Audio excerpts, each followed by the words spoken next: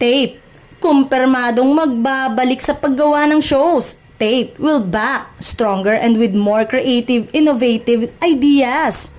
Kinumpirma mismo ng legal counsel ng television and production exponent na si Attorney Maggie Abraham Garduque na malapit nang bumalik ang production company na pagmamay-ari ng Halosos family. Pamumunuan pa rin ni Romeo Halosos Jr. ang Tape Incorporated pero nagkaroon daw ng restructuring sa administration at production. Ang focus daw nila ngayon ay makabuo ng mas maganda at mas exciting na show, hindi lang sa television kundi pati online. May naririnig din noon na posibleng magka-show ang Tape sa GMA7 dahil okay pa rin daw ang kanilang relasyon. May narinig din na pag-uusap sa All TV pero wala pang kumpirmasyon nito.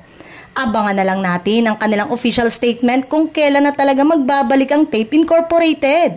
Kahit bumabo sa ere ang tahanang pinakamasaya noong nakaraang Marso, nananatiling aktibo ang Facebook page nito. At noong isang araw, ibinalita ng tahanang pinakamasaya, Tape Incorporated is finally coming back. Marami naman na kasing platform kaya we'll never run out of them.